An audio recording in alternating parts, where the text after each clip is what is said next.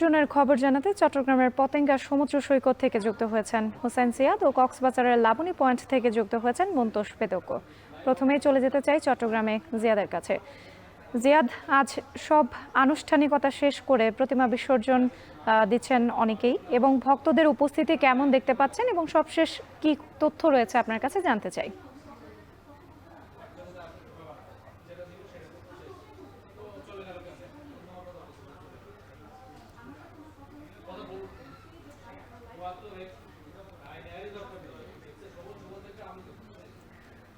আমরা একটু গুলজার আহমেদের কাছে যেতে চাই। প্রথমে একটু সিলেটের খবর জানতে চাই।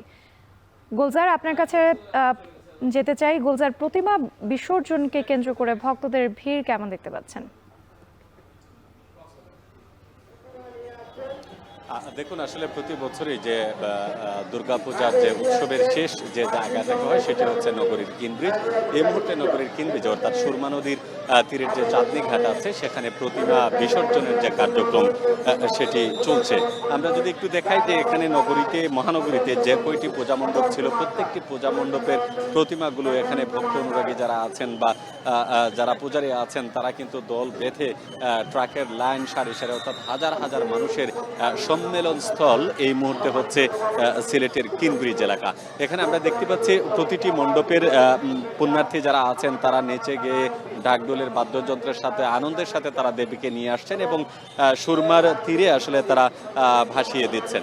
এখানকার যারা আয়োজক আছেন অর্থাৎ বাংলাদেশ পূজা উদযাপন পরিষদ সিলেট জেলা ও মহানগরের পক্ষ থেকে যেটি বলা হয়েছে যে প্রতি বছরই এখানে অত্যন্ত আনন্দঘন পরিবেশে এই বিসর্জন প্রক্রিয়াটি সম্পন্ন হয়ে থাকে। এবারও ঠিক তার একই রকম হচ্ছে। এখন পর্যন্ত অত্যন্ত সুশৃঙ্খলভাবে তারা এই প্রতিমা বিসর্জনের যে কাজ সেটি তারা করছেন এবং এখানে আমরা যথেষ্ট পরিমাণ আইন শৃঙ্খলা বাহিনীর সদস্য যারা আছেন তাদেরকেও আমরা দেখছি তারা আসলে নিরাপত্তা ব্যবস্থা জোরদার রেখেছেন এবং হিমশিম খাচ্ছেন। পাশাপাশি কোনো ধরনের অপ্রীতিকর বা অনাকাঙ্ক্ষিত পরিস্থিতি যাতে না ঘটে সেজন্য পুলিশের পাশাপাশি গোয়েন্দা পুলিশ, সেনাবাহিনীর সদস্য, সকল আইন শৃঙ্খলা বাহিনীর কার্যক্রমই কিন্তু এখানে জড়িত রয়েছে। পাশাপাশি আমরা দেখতে পাচ্ছি যে মঞ্চ যে পূজা উদযাপন পরিষদের করা হয়েছে সেই মঞ্চতে আসলে দিক নির্দেশনা দেওয়া হচ্ছে। নগরীর যে কিনব্রিজের দুইটি দিক আছে, পূর্ব দিকে ঢুকছেন এবং প্রতিমা বিসর্জন শেষে তারা পশ্চিম দিকে বের হয়ে যাচ্ছেন।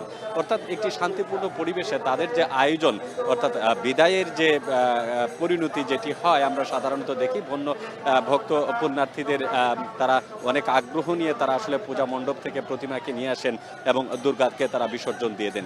এবার তারা যেটি প্রত্যাশা করছেন যে প্রতিবারের মতো এই যে আয়োজন সিলেটের সব ধরনের মানুষেরই একটা অংশগ্রহণ থাকে, বিশেষ করে সামাজিক সংগঠনের যে সকল নেতৃবৃন্দ আছেন, রাজনৈতিক যে সকল নেতৃবৃন্দ আছেন তারাও কিন্তু এই তাদের বিদায়ের যে উৎসব সেই উৎসবে এসে জমায়েত হচ্ছেন।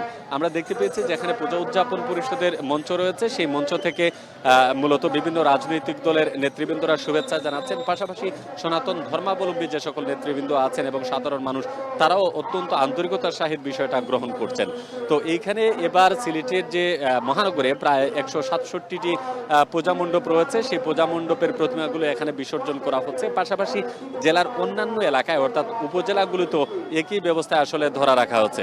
তো সব মিলিয়ে আমরা দেখেছি যে বিকেল 4টা থেকে যে আয়োজন শুরু হচ্ছে এটি রাত 8টা কিংবা 9টা পর্যন্ত চলবে। যতক্ষণ পর্যন্ত প্রতিমা থাকবে ততক্ষণ পর্যন্ত এই আয়োজন আসলে সিলেটের কিনব্রিজে চলতেই থাকবে। তো এই হচ্ছে আমার কাছে দশমীর শেষ দিনের অর্থাৎ দুর্গাপূজার যে বিদায়ী আয়োজন তার সর্বশেষ তথ্য। রাত্রি প্রতিমা বিসর্জনের খবর শুনছিলাম গুলজার আহমেদের কাছ থেকে। এবার একটু ময়মনসিংহে যেতে চাই হারুনুর রশিদের কাছে। হারুন, আপনার কাছে জানতে চাই এখন এই মুহূর্তে আবহাওয়া কেমন দেখতে পাচ্ছেন এবং প্রতিমা বিসর্জন দেখতে ভক্তদের ভিড় কেমন দেখছেন?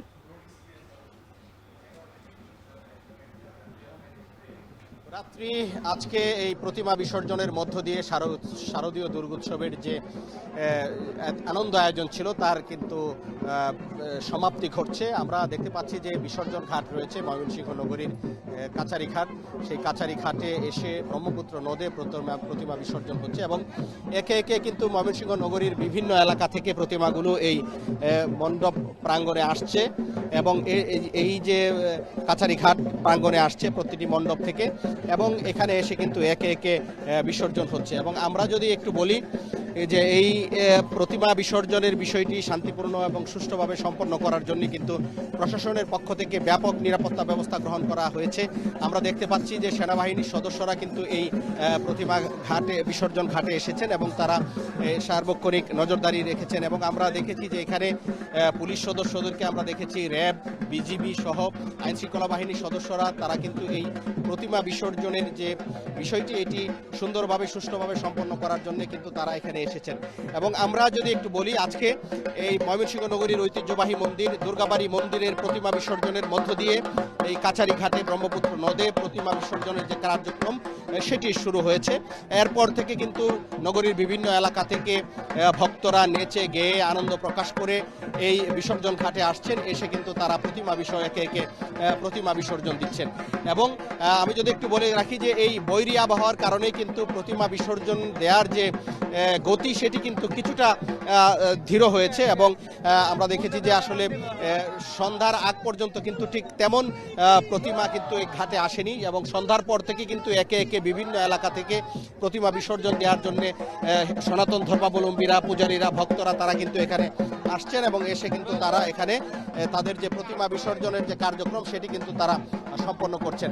আমরা যদি একটু বলে রাখি যে এখন পর্যন্ত শান্তিপূর্ণভাবে এখানে যে প্রতিমা বিসর্জনের যে কার্যক্রম সেটি কিন্তু চলছে এবং এখানে এই বিসর্জন ঘাটে কিন্তু শত শত পুণ্যার্থীর ভিড় জমেছে এবং তারা এটি উপভোগ করছেন। তো এই ছিল আমার কাছে ময়মনসিংহ থেকে সর্বশেষ। প্রতিমা বিসর্জনের খবর জানাতে সিলেট এবং ময়মনসিংহ থেকে যুক্ত ছিলেন সহকর্মীরা।